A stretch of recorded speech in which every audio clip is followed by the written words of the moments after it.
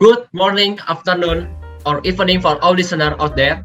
Selamat datang di Plato Patreon Late Night Talk yang dipersembahkan oleh Himpunan Mahasiswa Pradita, yaitu program studi kita yaitu PWK.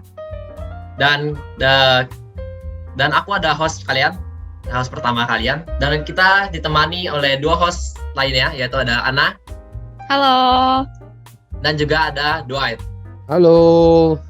Jadi kita itu tujuan podcast ini ya kurang lebih sebagai untuk mengedukasi kalian, memberikan informasi dan memberi pencerahan lah untuk kalian supaya kita kedepannya bisa paham mengenai perencanaan kota. Jadi stay tune for what gonna come next. Nah, kali ini kita kedatangan bintang tamu yang spesial banget nih, karena beliau merupakan General Manager dari Sumarekon Serpong. Langsung aja kita undang, ini dia Pak Nugroho. Halo Bapak, apa kabar Bapak? Halo, selamat sore semuanya. Sebetulnya job title-nya sekarang sudah bukan General Manager, tapi sekarang adalah Head of Town Management Sumarekon Serpong. Gitu. Head of Town Management Sumarekon Serpong. Head of Town Management gitu ya. Jadi sudah dulu memang job title-nya itu General Manager, tapi mungkin di tahun berapa itu 2018 mungkin ya, itu dirubah menjadi Head of Town Management Sumarekon Serpong gitu. Mantap Pak. Sekali lagi terima kasih Pak untuk waktunya. Mungkin Bapak lagi sibuk di waktunya, tapi di spend untuk kami mahasiswa. Terima kasih banyak Pak untuk waktunya Bapak. Ya, mohon maaf juga kemarin Selasa harus saya geser ke hari ini karena ada meeting mendadak. Ya, nggak apa-apa Pak. Ya Pak. Sebelum kita mungkin masuk ke pertanyaannya Pak, saya mungkin mau nanya dulu deh Pak mengenai latar belakang Bapak. Bapak di town management itu Pak, estate. Hari ini kan kita bahasanya soal estate ya Pak. Karena di PWK Pradita itu ada 3 kalian, urban design, housing development sama estate. Jadi kita mau ngangkat 3 tema ini Pak. Hari ini kita bahas soal estate. Bapak di estate management itu udah berapa lama gitu sih Pak? Terus latar belakangnya masuk di bidang estate itu gimana Pak? Saya itu di bidang, mungkin kalau saya bilang mungkin saya lebih berpikir di bidang jasa ya. Bidang jasa di hospitality industry itu saya baru November kemarin itu di 25 tahun ya. Gitu. Jadi sebelumnya saya adalah background-nya adalah hotel, hospitality industry, hotel, kemudian saya kuliah di NHI Bandung, kemudian lanjut ke Swiss, kemudian saya udah bekerja di beberapa negara di luar lah ya, kemudian saya masuk ke Sumarekon itu sebelumnya saya juga megang ini, property management, gedung-gedung bertingkat. Itu di situ saya ada sekitar 15-16 tahun lah ya. Kemudian saya masuk ke Sumarekon, saya handle beberapa gedung, kemudian per 2019 itu saya diminta untuk menjadi Head of Town Management di Sumarekon Serpong. Jadi kalau dihitung dari 2019 ke sini ya mungkin sudah 2 tahun lebih gitu. Jadi kurang lebih itu kalau gambaran tentang saya gitu. Tapi menarik loh Pak, dari bidang hospitality masuk ke estate itu gimana ceritanya sebenarnya Pak? Sebetulnya kalau ditanya bagaimana, ketika saya dulu masuk ke Sumarekon itu saya di Head of Operation, jabatannya itu di bawah PT-nya Summerfield Property Management yang mengelola high rise building. Kemudian di 2019 saya diminta oleh jajaran direksi untuk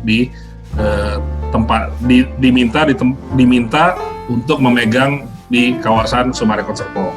Gitu. Jadi ini juga suatu hal yang baru buat saya karena ini hal yang berbeda. Tadinya saya megang high rise building, sekarang saya megang landed house. Jadi biasanya saya vertikal, sekarang udah lebih ke horizontal. Dan masalahnya juga jauh lebih kompleks, gitu. Gitu. Jadi kalau dibilang saya hanya mencoba konsep-konsepnya, tapi secara kegiatan di lapangan nanti saya ada beberapa manajer yang di bawah saya, gitu sih kurang lebih. I see. Menarik sih Pak ya, sangat menarik gitu loh Pak. Oke, dari FM ada pertanyaan silakan. Jadi kan kita tentang topik utama kita kan tentang asset management nih Pak. Ya. Jadi kurang lebih saya kayak kita sebagai para pendengar dan listener semua juga pengen tahu nih aspek-aspek apa aja sih Pak yang akan dikerjakan oleh asset management itu Pak. Kalau di aspek-aspek apa saja yang menjadi begini. Dulu itu kita ketika masih kecil namanya adalah estate management gitu ya. Tapi sekarang seiring berjalannya waktu di Serpong sudah begitu luas, begitu besar, itu sekarang dirubah jadi town management. Jadi udah bukan estate lagi tapi sudah kota. Jadi sudah manajemen kota, bukan lagi manajemen kawasan ya. Sekarang itu di Summarecon Serpong itu ada 44 klaster perumahan. Kemudian itu ada 22 ruko, klaster ruko. Jadi lumayan banyak. Kemudian dengan luasan mungkin kalau ini Pak Tauhid harusnya lebih tahu detail, sekitar di 1.700-an hektar ya. Nah, aspek-aspek yang dikerjakan oleh kita itu ada aspek di dalam klaster sama aspek di luar klaster. Aspek di luar klaster kalau saya mau bicara adalah saya bertanggung jawab di infrastrukturnya. Dari mulai jalan, drainase ya, tali air, kemudian perawatan taman, kebersihan lingkungan di kawasan, secara umum adalah itu menjaga kerapihan ya, karena ini juga salah satu hal yang menunjang marketing kita dalam menjual perumahan di Summarecon Serpong. Nah, kalau kita bicara ke dalam klasternya sendiri, di dalam klasternya sendiri itu kita juga akhirnya bertanggung jawab ke semuanya. Keamanan, kebersihan, ketertiban, keindahan dari masing-masing warga di masing-masing klaster. Nah, tadi termasuk juga tadi belum saya sebutkan untuk di kawasan luar juga kita juga bertanggung jawab di keamanannya. Jadi kalau mau dibilang kita mengerjakan semuanya yang menjadi penunjang kehidupan seluruh warga Summarecon Serpong maupun warga luar yang melintas di kawasan Summarecon Serpong. Itu kurang lebih. Ya, jadi Kalau berarti hitungannya nggak di dalam aja, tapi yang di luar juga dibantu ya Pak? Juga betul, diurusin. bukan cuman bicara klasternya, tapi sudah bicara Summarecon Serpong secara keseluruhan. Yang tadi saya bilang, gitu. Jadi bukan klasternya aja. Berarti range-nya benar-benar gede banget ya Pak ngurusinnya? Iya, betul. Kita itu kalau nggak salah sekarang ada di jumlah rumah itu ada di atas 10.000 ya. Oke. Kita lanjut Pak ke yang kedua itu. Jadi kan kayak setelah Bapak bilang aspek-aspek tadi itu kayak peranan dalam perencanaan kawasan itu, asset management itu peranannya apa sih Pak? Entah peranan utama atau peranan lain-lainnya juga Pak? Ketika asset management dalam perencanaan kawasan kita bisa kasih masukan ke dalam perencanaan. Bahwa contohnya ketika kan kita setiap tahun kita adakan namanya CSI ya, Customer Survey.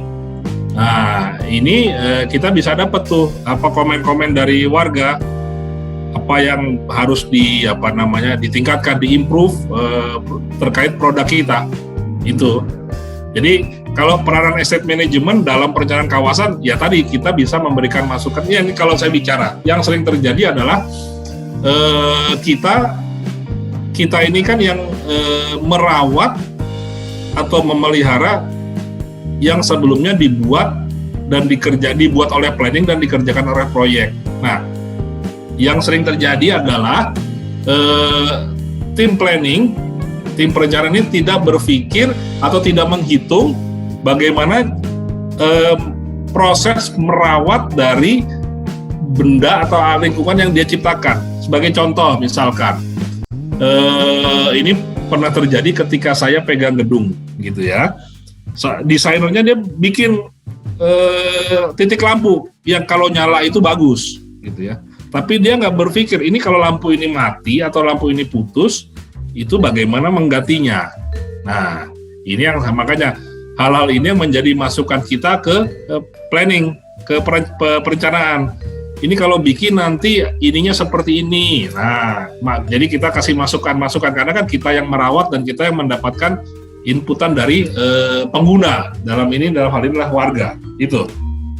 Oh iya, kita juga yang mahasiswa semester 5 juga lagi ada belajar itu Pak, kayak pendidikan di mana lampu-lampunya, terus kayak jaringan listrik gitu-gitu juga ada, kita lagi pelajarin juga. Iya Pak, itu yang saya mau nanya sih Pak, bagaimana kalau misalkan dalam kayak membuka kawasan baru gitu loh Pak, estate management itu berperannya gimana? Kayak kan kalau daerah Simfonia, bagi teman-teman listeners yang tahu, daerah Simfonia ke sana kan itu masih lahan yang belum dibangun ya Pak, masih luas kan ke sana itu Pak.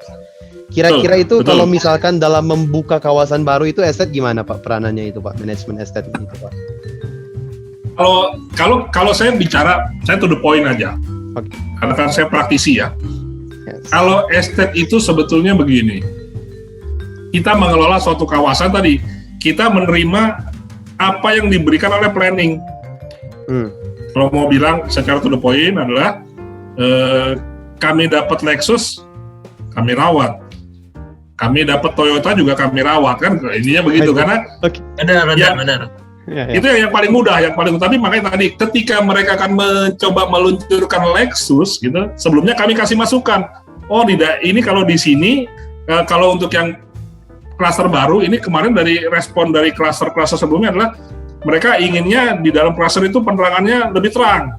Kemudian pohon-pohonnya inginnya pohon-pohon seperti ini. Nah, jadi lebih ke arah kita kasih masukan ke mereka bahwa ini loh sebetulnya yang dimauin oleh warga. Walaupun tim dari planning juga pasti sudah melakukan searching, sudah melakukan research, bahwa tren nanti ketika kita launching atau 2 tahun ke depan, ini trennya rumah-rumah buat kaum milenial. Nah, itu. Biasanya kami dilibatkan ketika, kalau kita bikin begini gimana tanamannya? Gampang nggak merawatnya? Itu sebetulnya. Kalau kita bikin post security seperti ini gimana? Oh jangan nih, kita repot nih nanti ngerawatnya. Oh gitu ya Pak. Oh, berarti mereka akan mendesain ulang. Gitu. Jadi lebih ke arah karena kalau dari kami, tim estate-nya kami yang merawat. Yang tadi saya bilang, kita dikasih Avanza, kita rawat Avanza. Kita dikasih Lexus, kita rawat Lexus. Kan begitu. Jadi kita hanya memberikan masukan, karena seringkali ketika kalau kita meeting juga Pak Taufik juga bilang, Kang, saya kalau Kang, itu kalau bikin yang ngebersihinnya gampang nanti biar kita nggak repot. Oh iya punten. Nah, itu biasanya masukan-masukan seperti yang menjadi concern dari kita. Kan kalau planning desain begitu udah jadi, ya udah nih mah urusannya tim operation nanti yang ngerawat, kan begitu. Kita yang jungkir balik nanti. Itu kurang lebih ada seperti itu.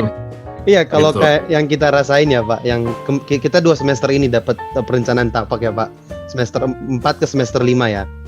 Semester 4 tuh kita pusing salah naruh rumah gitu Pak, rapnya bakal ngaruh Pak. Rapnya bakal ngaruh. Terus pas semester 5 ini ketemu arsitek, salah belokan jalannya itu semua satu kawasannya itu harus rubah Pak. Iya, bentrok. Jadi emang tak semudah itu juga ya membuat satu kawasan. Iya betul. Ini salah satu dulu tahun 2000 berapa ketika saya masih pegang gedung. Ada arsitek itu ngotot bilang bahwa kolam renang itu nggak perlu pakai tangga buat naik. Betul, kalau buat nyebur gampang, tinggal lompat. Tapi coba kolam renang nggak pakai tangga buat naik, karena badannya ketahan air semua kan. Iya. Arsiteknya bilang itu bagus itu nggak pakai tangga semua rata. Betul, tapi kan ya susah ngomongnya, betul kan? Betul. Jadi kadang-kadang mohon maaf kalau saya mau bilang, kadang-kadang tim desain planning itu hanya lebih berpikir ke estetika, sedangkan kalau kita berpikir nih gimana nih ngerawatnya nih, nah itu tanpa no offense ya kalau saya ya, karena saya udah sering kayak begini gitu loh. Jadi biasanya saya cuma kasih masukan aja tuh, gitu sih. Jadi harus mempertimbangkan bagaimana ini ketika merawatnya nih. Contoh sederhana deh. Wah ini ditaruh tanamannya nih pohon ketapang mini nih. Oh iya bagus ketapang mini kan dia kecil ke atas begitu. Tapi ada nggak terpikir itu sampah daun keringnya siapa yang ngebersihin?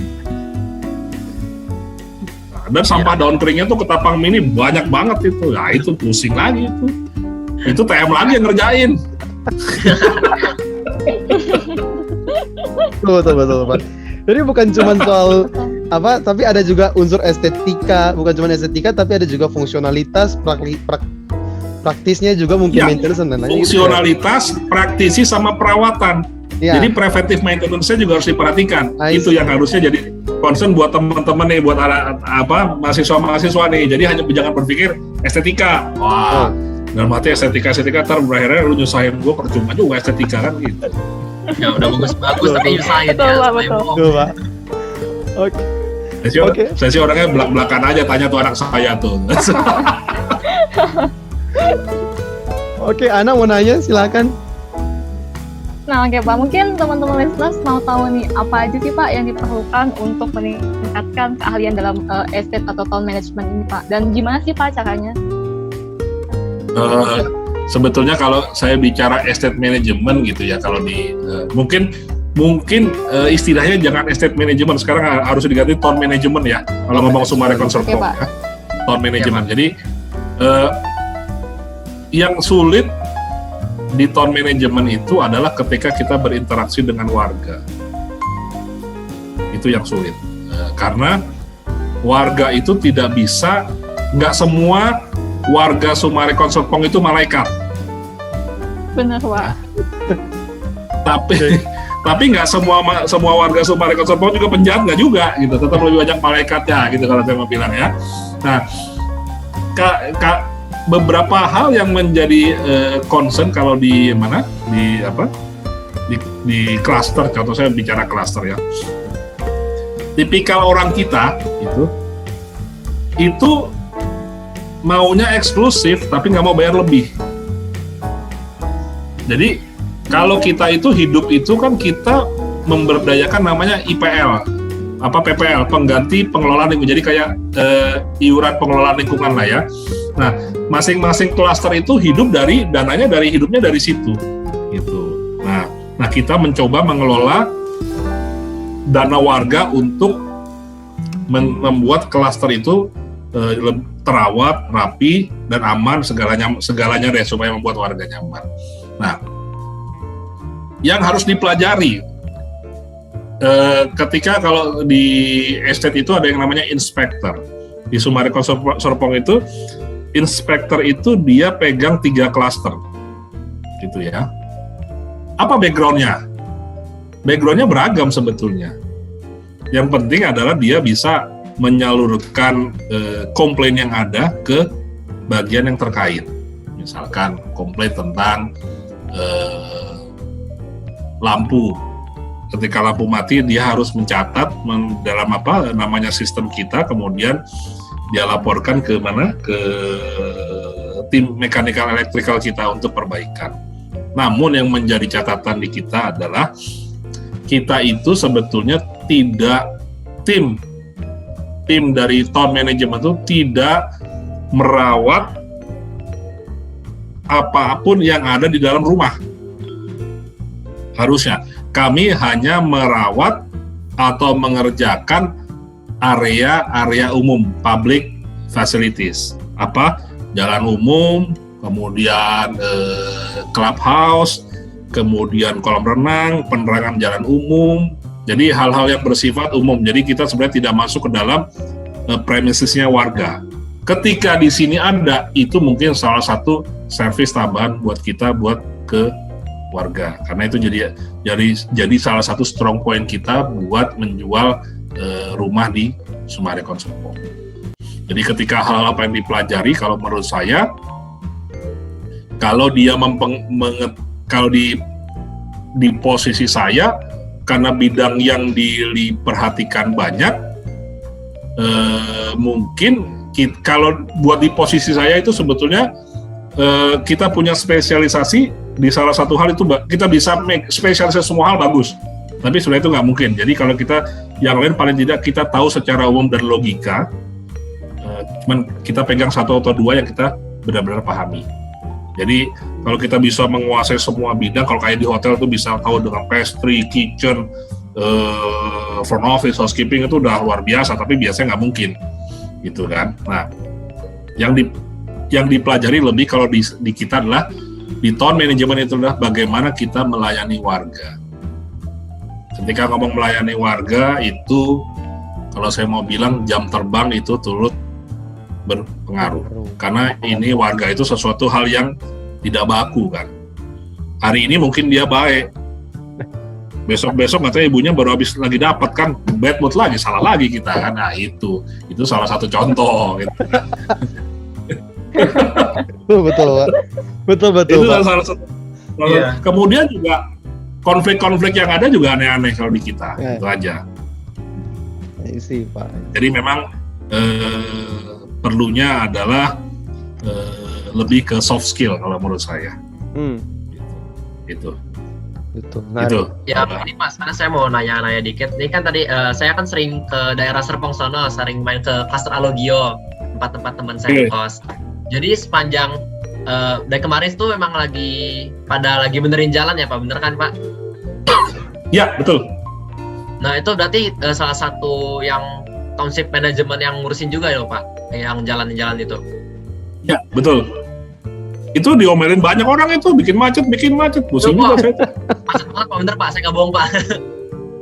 Nah, itu kan sebetulnya kayak kita minum obat, Pak itu habis itu jalannya lancar kan gitu. Ya betul. Terus kayak yang mungkin kan yang sebelum Bethsaida kan itu macet banget waktu itu sempat. Terus Ya, kayak betul. beberapa minggu kemudian saya datang lagi kayak, oh udah lancar jalannya, udah enak banget lewatnya. Tapi gantian Pak, malah ke belakang kayak macet lagi. Itu belum selesai, itu nanti masih ada lagi, nanti kita lapis lagi, itu baru kita tambal-tambal. Oh, berarti ntar ada lapisan atas lagi yang Ada nanti yang paling ininya top of the topnya nanti terakhir tuh. Mulus nanti. Mantap. Nah, begitu mulus pada ngebut, tabrakan. KM lagi yang disalahin. Motor lagi yang sudah lagi. Pusing kan? Iya, muter-muter itu aja pasti permasalahannya. Iya. Karena sebetulnya contohnya misalkan saya bicara nih, jadi ngobrolnya luas ya, lebih enak begini. Betul. Di perempatan dekat Sentia, di dekat Pradita itu ada perempatan Dalton itu kan? Dalton. Itu kan sering kecelakaan ya. Betul. Ya, apa yang menyebabkan sering kecelakaan? Orangnya, masyarakatnya nggak hati-hati sama nggak mau ngalah. Udah itu aja kalau saya sih. Betul kan? Betul Pak. Soalnya emang ya posisinya juga perempatannya bukan perempatan lagi itu hitungannya ya. Perempatan. Memang kita memang belum pasang traffic light gitu, karena di situ kalau kita bicara ngomong traffic light yang di mana JHL ya, Giant. Ya. Traffic light rame aja, motor aja kadang-kadang nyolong. Betul Pak. Ya kan, apalagi kalau traffic light yang sepi. Udah nggak ada bedanya. Jadi balik lagi sebetulnya bagaimana manusianya sendiri ketika di perempatan jalan itu. Gitu. Tapi yang lagi-lagi yang disalahkan ya town management lagi. Iya. Yang di arah ini Pak, yang Alfamidi ke Medang, daerah Medang sono itu kan juga sering beberapa kali tabrakan juga. Ya. Itu karena kita bikin, kalau sore kan macet itu kita tutup kan, sengaja saya minta tutup kan, supaya biar nggak ngunci. Itu pun masih dikomplain. Ya itulah bangsa kita. Tapi saya jadi ngerti sih Pak, kenapa dulu ya saya semenjak COVID balik ke Manado Pak. Saya jadi ngerti sih kenapa kalau Simfonia itu kan dulu kalau udah malam kan tutup kan Pak. Kalau yang dari Boulevard yang mau nyambung ke Alogio itu Pak.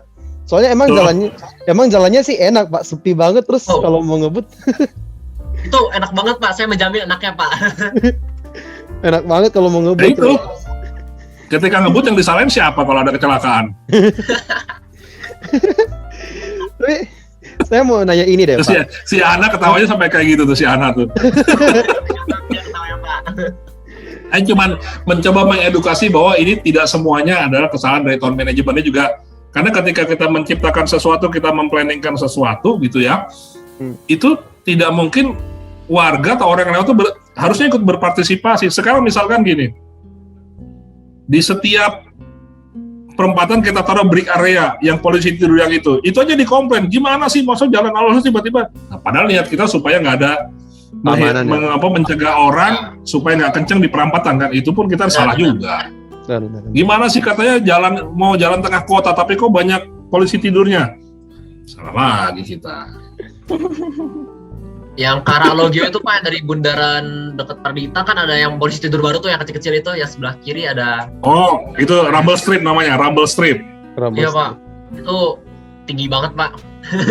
Tinggi banget. Iya, saya juga sebel. Saya juga sebel lewat situ. Tapi kayak kebanyakan rata-rata kayak orang langsung pada ambil yang ke kiri-kirinya itu kan Pak, yang langsung ke daerah itunya. Sebetulnya kalau itu adalah kan di situ kita mau buka ruko baru kan, itu supaya orang melambat dan melihat ke sebelah kiri itu sebetulnya. Oh, Tapi kebanyakan enggak Pak. Kebanyakan Pak bos. Itu lebih ke marketing trick gitu. saya mau nanya terkait ini deh Pak, terkait infrastruktur. Tadi kita udah singgung soal infrastruktur. Saya tahu dulu waktu kuliah itu ada pembahasan terkait kalau misalkan apa istilahnya, mungkin utilitas umum lah Pak, istilahnya saya pakai ya. Utilitas umum itu kan memang dari awal kan itu manajemen yang bangun, tahun manajemen. Tapi nantinya kan beberapa tahun ke depan saya agak lupa, itu nanti kan diserahkan ke pemerintah lagi kan ya Pak? Teorinya. Ya, teorinya begitu Pak. Mungkin kalau dari Bapak teorinya. Gimana Pak tanggapannya, praktisnya gitu Pak? Gini, ketika kita bicara, jadi gini, kami dari pengembang itu memang harus menyerahkan fasum fasos kepada pemerintah. Ya, fasum fasos ya, ada di situ, di dalamnya ada jalan, kemudian jalur hijau dan segala macamnya. Yang sering terjadi adalah ketika kita misalkan contohnya, oke, kita serahkan nih di Desember ini gitu ya, 2021 ini kita serahkan gitu. Itu 2022 mereka belum bisa ngurus, belum bisa biayai karena budgetnya mereka belum buat. Akhirnya kita juga yang mesti bayarin lampunya. Satu itu. Kedua, kita juga tidak bisa menjamin bahwa ketika jalannya rusak itu mereka langsung perbaiki. Ya. Kenapa ini masih kita dalam tanda petik kita pertahanan? Karena kami masih punya kepentingan dalam proses marketing kita untuk menjual kawasan-kawasan kita. Jadi kebayang kan, kalau kawasannya rapi tapi jalan menuju ke kawasannya babak belur. Udah, orang tuanya anak nggak mau beli. Gitu. Jadi itu bagian dari marketing trik kita supaya kita tetap menjaga bahwa warga atau orang yang beli hunian di Sumarekon Serpong itu yakin bahwa rumah yang dibeli itu memiliki nilai investasi yang cukup bagus, sehingga nilai investasinya akan bertambah terus dari tahun ke tahun. Tujuannya adalah ke sana, dan otomatis juga ketika jalannya benar dan halus, warga juga merasa nyaman. Walaupun ketika warga nyaman, saya dapat komplain juga, itu malam suka buat trek-trekan motor tuh di belakang Rossini itu, waduh pusing lagi saya tuh kan gitu. Di Simfonia tuh sering buat trek-trekan, waduh. Di Alugio tuh kalau minggu pagi tuh motor banyak tuh di Taman Jajan. Rame banget di Taman Jajannya itu. Iya kan? Ya. Saya lagi ditanyain sama lurahnya, Pak Nugi itu kenapa? Wah iya Pak, sebentar saya cek gitu. Jadi gitu, kurang lebih. Jadi kalau kita bicara ketika kita bicara estate town management tuh hubungannya banyak, bukan cuma ke warga saja, tapi juga keluar kemana, ke kelurahan, ke kepolisian, ke apa, kita juga ke Satpol PP ini kita masih harus tetap koordinasi. Gitu. Misalkan contohnya kita bukan ngegerebek lah ya, ada warga komplain di salah satu ruko berisik tuh, di situ jual cap tikus. Nah, kita panggil Satpol PP tuh. Si Dwight ketawa tuh kalau saya bilang cap tikus tuh. Karena saya orang Manado Pak, saya ngerti. Itulah gitu. Jadi gitu. Jadi kita itu dari town management itu hubungannya bukan cuma ke dalam tapi juga keluar. Keluar tadi ke Kapolsek, kayak di kita itu ada 2 Kapolsek kan, Kapolsek Pagedangan, Kapolsek Kelapa II. Kecamatannya ada 2, Kecamatan Pagedangan sama Kecamatan Kelapa II. Kalau lurahnya itu ada Lurah Pakulonan Barat, Desa Curug Sangereng, Desa Cijantra, Desa Cihuni, banyak deh pokoknya itu. Dan Sumarekon itu walaupun sudah halus gitu jalannya, itu masih sebutannya desa loh. Bukan yang kelurahan baru Medang sama Pakulonan Barat. Sisanya kalau di mana itu Cihuni, Cijantra sama Curug Sangereng, PHG itu Permata Hijau Golf itu masuknya Desa Curug Sangereng. Iya, Curug Sangereng. Gitu. Jadi kelihatannya keren ya, rumahnya megah-megah tapi masih desa. Desa. Tuh. Ya apalagi? Padahal Curug Sangereng itu yang istilahnya CBD utamanya Sumarekon Serpong kan di situ Iya. kan ya Pak. On management di Yang- situ, Yang SMS di situ, elitnya Sumarekon tinggal di Elitnya situ di kan, itu kawasan elitnya Sumarekon kan, PHG PHG. gitu. Tapi tetap aja disebut desa ya Pak, Iya, belum menjadi kota belum menjadi kota. gitu. Iya. Ya, Gimana? Mau lanjut lagi. Lanjut Nana ya. Gini sih Pak, kan sekarang lagi masa pandemi ya Pak ya. Nah gimana tuh Pak Ya. kondisi keadaan tahun manajemen ini? Ngomong pandemi, saya kilas balik dulu ya, ketika awal-awal, ketika dulu semua orang paranoid. Gitu ya. Itu dulu awal-awal kita sempat kita semua klaster itu kita semprot pakai sodium bukan klorin, sodium apa sih, pokoknya saya lupa nama istilah chemicalnya ya. Itu pokoknya udah food grade lah, karena dulu kita itu dulu kita dulu memiliki water treatment plant. Jadi kita dulu punya pengolahan air, ya. Dan saya juga merangkap di situ sebagai GM-nya, gitu ya. Itu kita mensuplai air buat seluruh kawasan Sumarekon Serpong. Nah, kemudian tahun 2020 itu karena undang-undang melarang kita menguasai dari hulu sampai hilir terkait sumber daya air, makanya akhirnya WTP-nya itu Water Treatment Plan-nya itu kami serahkan ke Perumdam. Nah, di situ kita punya kimia buat yang mematikan bakteri nama sodium lupa lah saya bukan orang chemical lah, jadi saya lupa. Nah, itu food grade itu, nah kita pakai buat nyemprot ke seluruh klaster. Nah, ketika pandemi awal, ketika semua paranoid gitu ya, kami mendapatkan hasil dari customer survey kita itu hasilnya cukup bagus. Walaupun memang ada kesulitan untuk menerapkan protokol kesehatan bagi petugas sampah yang ngambil sampah di klaster sama petugas taman yang di klaster. Karena mereka itu kan rata-rata adalah orang-orang atau warga yang tinggal di sekitar di belakang atau di sekitar Sumarekon Serpong. Dan mereka yang selalu berpikir bahwa sebenarnya mereka ini nggak kenapa-napa. Nah itu. Tapi warga sendiri paranoid. Karena mereka selalu menganggap bahwa yang membawa virus adalah kemungkinan besar adalah mereka. Padahal belum tentu juga. Betul kan? Karena kalau kita lihat adalah sebenarnya kalau kita lihat ketika bicara COVID itu malah yang banyak terpapar COVID itu malah warga yang menengah. Betul kan? Warga kelas bawah boleh dibilang mungkin nggak tahu ya, tapi karena mereka setiap hari terpapar sinar matahari, mereka jadi lebih imun. Nah, penanganannya adalah kita menutup kolam renang, menutup mini club, tidak boleh ada aktivitas di situ.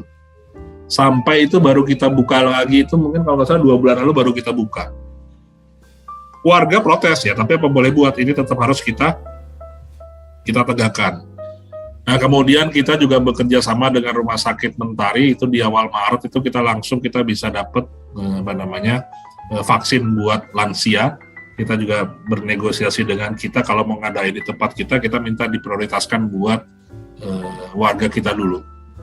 Nah, seiring berjalan waktu kalau kita masuk di CSR kita itu untuk vaksin itu saya yakin sudah di atas 10.000 akseptor yang kita sudah bantu untuk melakukan vaksin. Tidak hanya untuk warga Sumarekon Serpong. Jadi semua bebas. Itu sih.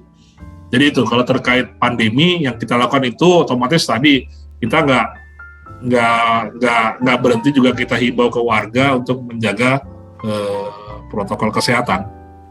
Karena balik lagi kalau kita teriak-teriak, kalau warga juga enggak ya susah juga. Tapi kalau ngomongin masalah COVID memang warga sendiri juga paranoid. Ya. Itu sih. Kita juga membatasi tukang-tukang yang masuk ke dalam klaster. Itu sih.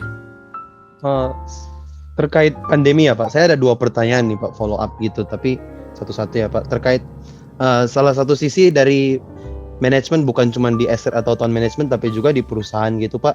Tadi Bapak sudah singgung terkait CSR gitu loh Pak. Gimana selain dari vaksin, peranan CSR Sumarekon mungkin di masa pandemi itu Pak? Karena kan pasti CSR juga kerjanya banyak gitu kan Pak.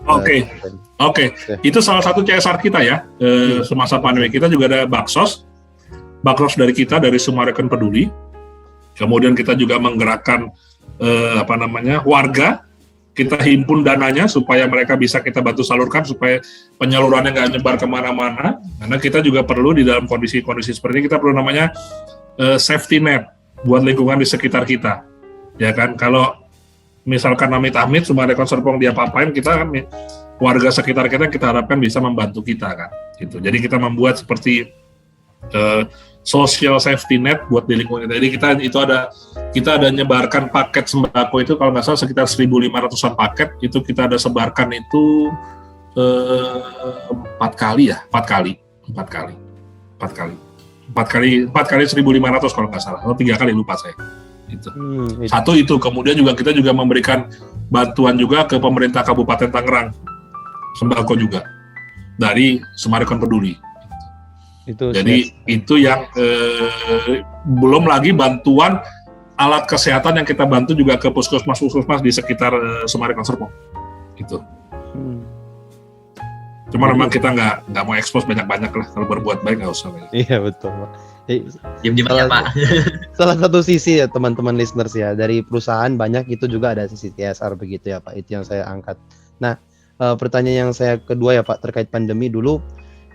Semua kan sebenarnya istilahnya kan bisnis itu banyak yang yang menurun ya kan Pak waktu pandemi ya Pak, karena banyak kesulitan yang bisa jalan hanya bisnis esensial. Tapi saya ingat dulu waktu awal-awal kuliah ya Pak di masa pandemi ya Pak, Taufik justru ngomong gini Pak, justru penjualan rumah itu meningkat di saat pandemi Pak. Gimana kalau dari sisi manajemen itu Pak, dari account management? Sebenarnya ini nggak ada balik lagi, ini sebenarnya nggak ada ininya dengan saya karena ini 2 divisi yang berbeda gitu ya. Tapi memang kalau kita bicara Summarecon secara umum gitu, penjualan kita di tahun 2021 ini mengalami anomali. Jadi apa yang membuat ini anomali? Karena adanya relaksasi dari pemerintah terkait free PPNBM. Ini cukup merangsang masyarakat untuk yakin bahwa inilah waktu yang tepat untuk membeli properti. Jadi kalau bisa kita bayangkan kalau dia beli taruhlah harga barang 2 miliar gitu ya, dia bisa save 200 juta kan lumayan. Nah jadi relaksasi dari pemerintah itulah yang membantu menggerakkan ekonomi, bukan cuman ini sebenarnya nggak buat Summarecon saja, tapi buat semua. Jadi ini salah satu relaksasi yang diupayakan pemerintah agar kita bisa semua bukan hanya bisnis dan segala macam itu bisa tetap survive. Jadi tahun 2021 ini anomali. Mungkin kalau tidak ada relaksasi PPN ini, itu kita juga nggak akan bisa. Sama seperti mobil kan, ketika ada relaksasi kan semua pada beli mobil kan. Sama itu kurang lebih. Karena begitu mau pabrik mobil bergerak, kan bukan cuma pabrik mobilnya saja yang bergerak, industri-industri pendukungnya pun bergerak. Itu kalau saya bicara mobil ya. Kalau bicara rumah, kan nggak bisa tuh 2 bulan jadi. Betul kan? Nah, biasanya yang kita bisa menjual adalah unit-unit stok kita yang belum terjual yang bisa kita jual. Gitu. Nah, ini yang cukup menggerakkan ekonomi nasional kalau menurut saya gitu sih. Nah, jadi kalau secara jujur kalau kita bicara ya kita sih nggak mau ada pandemi, tapi pandemi ini karena ada relaksasi PPN ini juga mendongkrak penjualan kita dan kita juga syukuri itu walaupun blessing in disguise jadinya kan itu sih sebetulnya. Iya. Memang kalau kita bicara mall ya suffer karena mereka memang nggak ada yang datang. Sekarang pun sudah begitu dari mulai 6 November ya dibuka itu ya baru mulai ramai gitu sih. Gitu. Iya, gitu doang. Makanya teman-teman saya Pak udah pada mau nanya Pak gini Pak. Ini The Springs dibukanya kapan sebenarnya sih ya Pak? Karena udah pada The Spring sudah buka. The Springs sudah buka ya. Sudah buka, dia mungkin di November udah buka, November awal ya atau akhir Oktober ya udah buka. Ya, saya ada dapat info juga Pak dari The Spring-nya, ada kayak nge-WhatsApp kabarin kalau misalnya The Spring udah bisa buka gitu. Tapi ya kan kalau kita yang mahasiswa Pradita mesti tukar kartu dulu ke perpus Pak. Iya, kita harus. Jadi ya kampusnya belum buka ya kita nggak bisa ke Spring. Si Adi ke Spring tuh Adi. The Spring enak, udah kolam renangnya, wah. Terus juga ada sauna pula Pak. Aduh, paling mantap itu Pak. Ada basket, ada futsal, Betul. ya kan? Ada bulu Lapangannya tangkis. gede, Pak. Asik. Betul. Jadi tadi juga Bapak udah singgung terkait fasilitas ya teman-temannya. Yaitu salah satu fasilitas yang ada di tahun manajemen yang ada di Sumarekon itu adalah The Springs Club, dan mahasiswa Pradita itu memiliki privilege bisa tukar KTM dengan akses ke The Springs. Mantap. Wah, bisa. Mantap. Ya gitu loh Pak, tiap minggu bisa absen di Springs gitu Pak kalau nggak ada kelas Pak. Asik tuh, iyalah. Kalau ada privilege kayak gitu, kalau nggak dipakai sayang. Betul Pak. Ya, ditambah bukanya sampai jam 10 malam Pak. Aduh, makin mantap Iya. itu Pak. Pulang Tuh, kuliah, Cornelius tuh, si Adi diajak tuh, Cornelius tuh. Si Adi diajak tuh, jangan tidur mulu. Tiap Om, udah sering saya ajakin kok. Ya, oke, lanjut, apa lagi? Enak aja kita ngobrol ringan aja. Iya, betul Pak. Masih terkait fasilitas nih Pak. Tadi Bapak juga udah bahas soal persampahan. Nah ini ada pertanyaan titipan sebenarnya dari teman saya Pak, waktu kita bilang kita mau bikin tema terkait estate town management. Nah tadi Bapak udah singgung soal persampahan yang kadang-kadang bikin repot gini-gini kalau salah perencanaan. Ini sampah manajemen sampah mau gimana? Nah itu pertanyaan teman saya gini Pak. Sebenarnya kalau lihat kan kalau datang ke Sumarekon itu kok kayak bersih, rapi. Ini sampahnya pada kemana gitu Pak? Jadi pengelolaan sampah itu Pak, kalau di township itu bagaimana Pak sebenarnya? Apalagi yang di Sumarekon itu sehingga impresinya itu rapi, bersih, nggak ada sampah gitu Pak. Kan kalian tahu betapa pusingnya ngurusin sampah.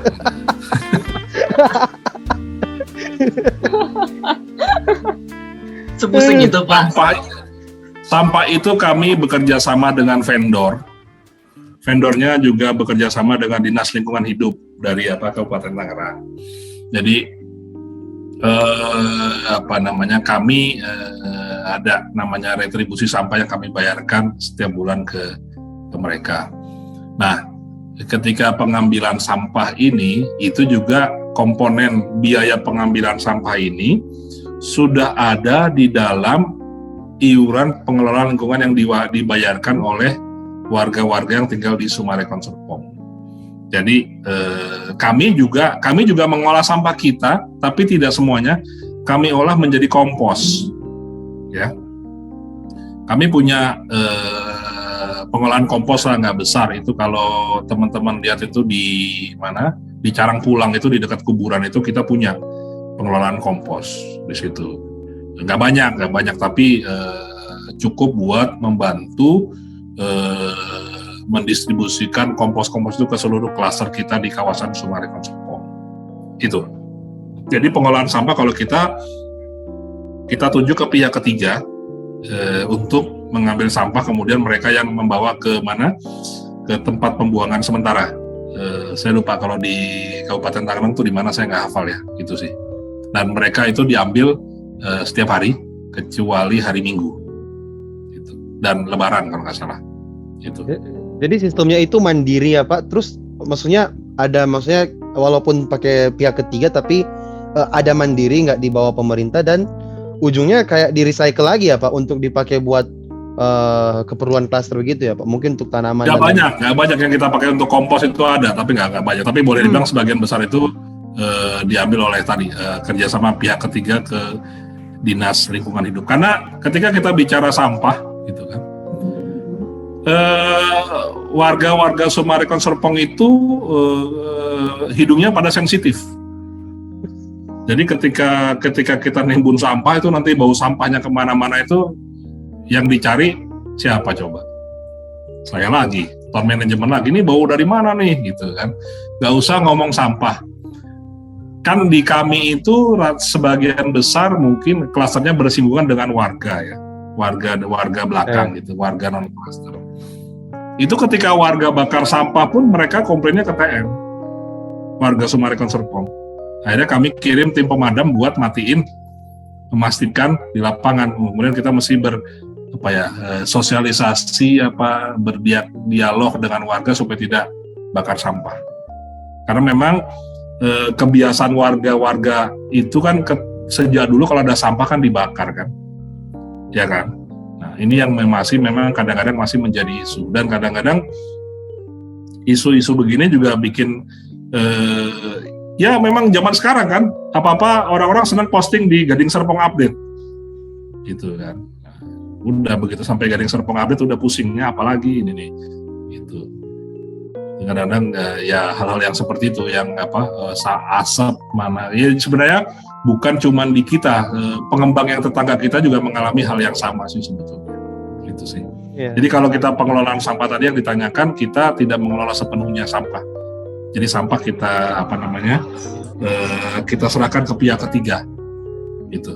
Karena kita belum punya kemampuan untuk mengelola sampah secara keseluruhan, walaupun kita punya niatan ke arah sana sih. Dan hal ini membuat biomasa itu sih.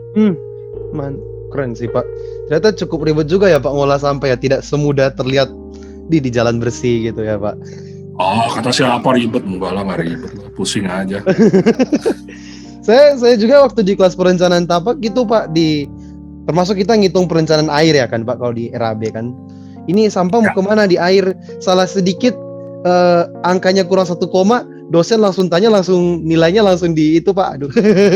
Jadi ya maksudnya enggak lah, kita berproses dari kelas ya, tapi maksudnya ya ternyata di balik sebuah estate management, town management itu tidak semudah yang terlihat itu ya Pak, di depannya itu Pak. Itu. Saya sih nggak bilang begitu juga, tapi memang ya kadang-kadang kalau saya bicara, saya juga pernah jadi dosen ya. Jadi terkadang memang kalau kita bicara teori dengan praktek tuh kadang-kadang bisa 180 derajat berbeda ya, itu sih. Betul. Dan ada beberapa hal yang memang tidak bisa kita dapatkan di kampus. Itu. Betul. Makanya, jadi memang betul kadang-kadang perencanaan juga begitu, kita berharap ketika apa yang direncanakan semuanya berjalan mulus, tapi ternyata nggak usah ngomong jauh-jauh deh, ketika contohnya kita membuat pondasi deh bangunan gitu, wah kita udah mantap, ternyata bukan begini tanahnya nggak solid nih, nah ngitung lagi kan gitu kan. Jadi memang kita harus menyiapkan apa yang kemungkinan yang terjadi, itu sih kalau saya. Ketika saya bikin sampah, mau nampung sampah, saya mesti mikir, nanti kalau saya nggak bisa ngolah bau busuknya kemana-mana, nah ini warga teriak. Nah, jadi hal-hal seperti itu yang mesti kita jadi concern. Jadi jangan hanya di satu kemungkinan, kita mesti membuka mata bahwa ada kemungkinan yang bisa timbul di urusan yang kadang-kadang kita anggap simpel. Itu sih. Betul. Tapi saya mau highlight Pak yang Bapak bilang tadi terkait kuliah dan praktek itu kadang-kadang ada bedanya gitu ya Pak. Tapi kita bersyukur kita di Summarecon di Pradita itu kan salah satu keunggulan kita itu adalah mengkombinkan kerja dan praktek, dan salah satunya kita turun langsung merasakannya langsung di proyek-proyek yang sedang aktif di proyek-proyek langsung Summarecon ya Pak. Betul banget. Betul. Itu yang tidak didapatkan di dalam kelas kalau saya mau bilang. Ya. Betul. Ya, itu kan? yang. Dan itu teman-teman semua mesti betul-betul meluangkan waktu kalau ada kesempatan untuk itu. Karena itu nggak bisa kita dapat di kelas kalau menurut saya. Pengalaman saya adalah begitu. Ya, jadi praktek, makanya saya juga kalau ada anak-anak magang di tempat saya itu saya suka marahin tuh anak buah saya. Kalau ada anak magang itu jangan cuma suruh fotokopi sama filing aja, suruh kerjaan yang lain lah. Gitu. Karena saya tahu anak magang itu dia pengen diberi tanggung jawab. Betul kan? Betul. Kalian kan kalau diberi tanggung jawab udah wah senangnya minta ampun nih. Waduh. Semangat kan? Nah itu. Karena sih mau belajar juga kan. Betul. Menambah rasa percaya diri kan. Iya betul. Oke, yuk lanjut. Oke, lanjut silahkan pertanyaan. Siapa mau baca, Anda atau Efrem? Ya, jadi kita kan yang bagi-bagi para mahasiswa yang baru lulus nih Pak, yang masih fresh graduate. pasti kalau misalnya masuk ke dalam bidang township management misalnya keterima gitu, dia masuk ke dalam bidang township management, pasti kan ada kesalahan-kesalahan umum atau kesalahan-kesalahan yang biasanya bakal terjadi atau kelaku sama mereka itu. Misalnya kayak apa aja itu Pak kejadian-kejadiannya gitu, kesalahan yang bisa terjadi gitu sama anak-anak baru. Oh, saya bicara kesalahan gitu ya, buat saya belum pernah ngalamin sih yang fresh graduate masuk di saya gitu ya. Tapi kalau saya mau bicara secara umum ya, balik lagi tadi terkadang kalau di bidang jasa, kalau di kayak estate management ini kan bidang jasa ya. Bidang jasa itu terkadang itu bukan seperti di bidang eksak. Jadi kalau di bidang jasa itu 1 tambah 1 itu belum tentu 2. Jadi 1 tambah 1 itu bisa 3, bisa 4, bisa 5, atau bisa 0. Jadi ini memang perlu tadi seorang fresh graduate ketika masuk ke sini harus membuka wawasan bahwa ketika kita melayani warga itu juga kita ada mesti melihat aspek-aspek yang lain, gitu ya. Bukan cuman bahwa memang kalau ketika fresh graduate itu biasanya yang bener kan begini nih, gitu kan. Betul memang, tapi kenyataan di lapangan kadang-kadang kita nggak bisa begitu juga. Ada kadang-kadang kita juga ketika kita menghadapi warga, oke, kita mundur selangkah dulu nih, baru nanti kita bisa lompat 2 langkah.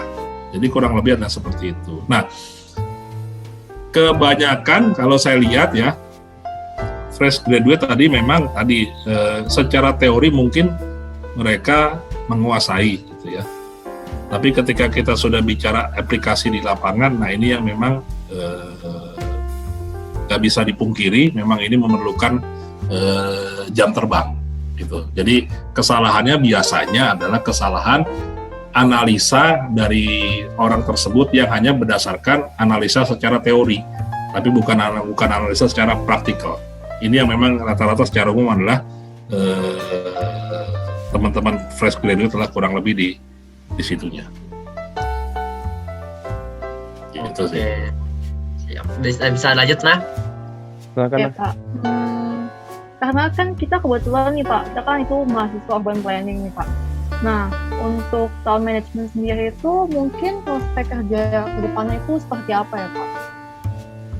Prospek apa nih, town management? Dari PWK Ya, Pak. Iya. PWK prospek Iya. pekerjaan di town Mahasiswa management PWK. gimana? PWK itu singkatan apa? Tadi Perencanaan Rencana- wilayah dan kota. Urban planning Pak. perencanaan wilayah kota. Kedepannya kalau saya mau bilang begini sebetulnya, perencanaan wilayah kota ini kan sebetulnya tidak mungkin suatu kota itu berhenti berkembang, betul kan? Pasti juga Summarecon juga ingin terus berkembang terus kan nggak mungkin. Wah sudah mentok nih di sini nih, udah kita nggak usah kembangkan lagi, nggak mungkin. Jadi prospeknya juga ini sama juga seperti ketika kita bicara pengelolaan gedung. Tidak mungkin tidak ada gedung yang dibangun tahun-tahun mendatang, nggak mungkin. Begitu juga dengan klaster perumahan, kan nggak mungkin tuh. Tahun depan 2 tahun lagi kita nggak bangun rumah lagi. Nah, itu udah nggak mungkin. Kalau itu terjadi berarti apakah Summarecon kan juga tetap harus memberikan dividen kan buat para pemegang sahamnya kan. Nah, jadi prospek kedepannya ya pasti akan ada terus. Jadi nggak perlu khawatir tinggal. Nah, justru kalau kita bicara seperti Summarecon, kemudian seperti BSD itu yang sudah konsep kotanya boleh dibilang sudah jadi. Ya, kalau kita di compare Alam Sutra nggak juga sih, kita lebih ini gitu. Mungkin kalau sama BSD barulah kita ya, tapi kalau sama Alam Sutra kita masih pede-pede lah gitu ya. Nah, jadi kalau prospeknya sih cukup luas. Jangan khawatir. Oke Pak. Nah, cuman balik lagi nih buat teman-teman. Terkadang nih kan kalau teman-teman kan baru lulus kuliah kan idealis nih. Wah, gue pengennya kerjanya di yang bagian ini nih, gitu kan. Iya, betul. Benar Pak. Gitu ya. akhirnya apa ya? Akhirnya ada dikotomi. Oh udah saya cuma mau ngelamarnya ke bagian sini lah. Itu juga yang kadang-kadang yang membuat itu. Tapi kan kalau ketika Pradita ngomong Pradita gitu kan, karena ini juga salah satu bagian dari Summarecon kan pasti juga dari pihak Summarecon akan mempertimbangkan ini kan. Itu sih. Don't worry lah. Mantap berarti Pak. Nah, Anda sudah berada di jalur yang benar. kalau gitu Pak, Asik. saya walaupun masih 2 tahun lagi Pak, saya malam ini udah mau coba mulai nulis surat lamaran deh Pak. Mau siap-siap Pak. Mantap Jangan, toh. jangan. Ya, Kalau bisa gini. Kalau bisa selesaikan kuliah dulu, karena kalau udah kenal duit nanti malas belajar. Jangan. Ya, betul. Betul Pak, betul Pak. Tapi sepanjang podcast ini saya merasa menarik sih Pak, bahwa ternyata salah satu aspek yang memang sih di PWK juga, tapi juga di estate atau town management ini, poros utama dari sebuah perencanaan itu adalah orang itu ya Pak, masyarakat itu namanya penduduk, warga. Jadi memang yang ada di kota itu fasilitas, ruko atau mungkin lain-lain itu memang fasilitas, tapi itu dia ada untuk menunjang warga itu sendiri ya Pak, yang dikerjakan oleh estate. Ya, ada beberapa contohnya, ada beberapa model yang kalau ada yang pengembang yang modelnya dia membangun dulu kayak kampus dulu, rumah sakit dulu, baru perumahannya belakangan ada, gitu kan. Ada yang bangun rumah dulu baru bangun ini juga ada. Jadi tinggal bagaimana nanti ke depannya saja sih itu. Kayak di kita kan sekarang lagi Summarecon kan lagi bangun di Bogor kan. Betul. Nah, itu keren tuh di sana tuh. Mantep tuh. View-nya juga enak tuh. Gitu. Jadi tetap kita tidak bisa menutup mata bahwa ketika kita merencanakan sesuatu, kita perlu masukan dari warga juga, sama dari tren-tren yang ada yang lagi tren di zamannya, gitu sih. Itu dari tim PWK juga harus mengantisipasi itu. Ini 2 tahun ke depan, nanti trennya seperti apa nih? 3 tahun ke depan trennya seperti apa? Gitu, ya kan? Itu yang harus kita antisipasi. Dan sekarang kan semua juga berubah begitu cepat, sangat cepat kalau menurut saya bilang, gitu kan? Sekarang kita mana pernah ngapalin nomor telepon? Siapa yang ngapal nomor telepon orang tua kalian? Saya nggak yakin hafal. Apa Pak saya Pak? Hah? Oh, bagus. Hafal saya Pak. Itu nomor handphone adik kamu kan, nomor handphone adik atau kakak gitu kan, lihat aja di phone book. Coba zaman saya dulu, saya mesti ngapalin itu. Ya kan? Nah, sekarang kan enggak. Sekarang semuanya ada di handphone semuanya. Mendingan mana ketinggalan handphone sama ketinggalan dompet? Kalau bisa nggak dua-duanya kayaknya Pak. Jadi sebetulnya balik lagi, kalau saya balik lagi tadi peluangnya kalian dari ini masih coba ini membaca tren 3 tahun ke depannya seperti apa nih, 2 tahun ke depan seperti apa. Jangan kalian merencanakan sesuatu ternyata ya eranya udah lewat nih, gitu kan, percuma.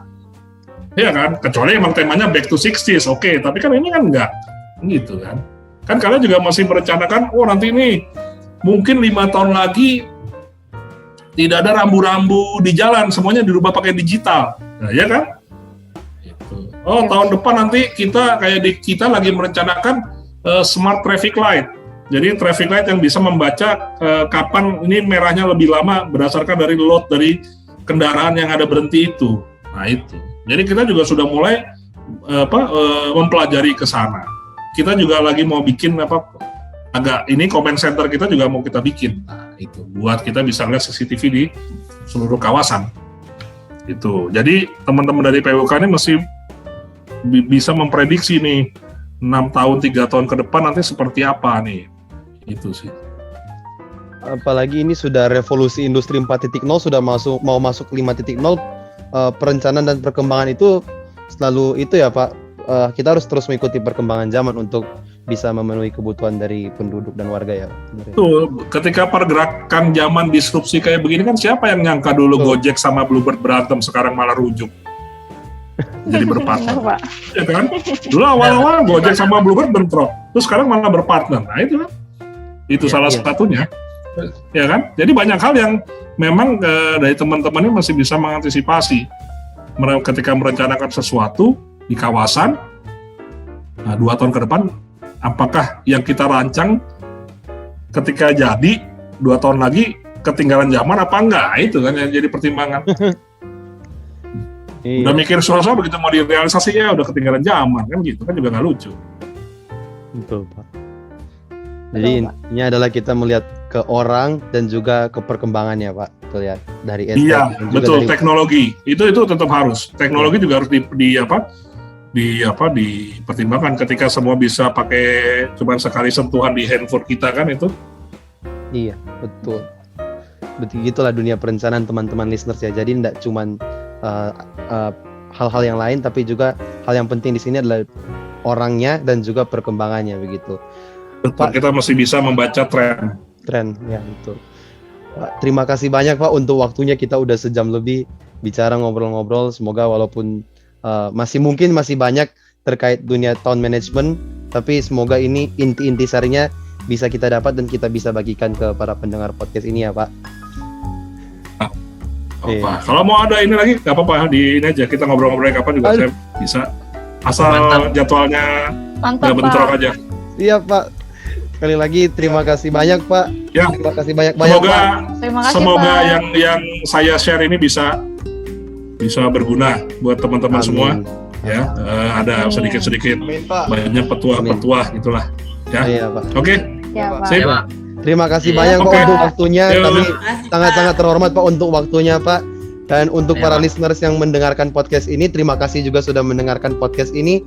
Semoga podcast ini tidak hanya menjadi sebuah obrolan-obrolan biasa, obrolan-obrolan ringan, tetapi again bisa mengeducate, mentransform dan menginspire kalian terkait dunia perencanaan kota, apalagi terkait dunia estate atau town management. Dan kita lihat juga dari modelnya kita adalah di Sumarekon, karena again Pradita itu ada di bawah Sumarekon.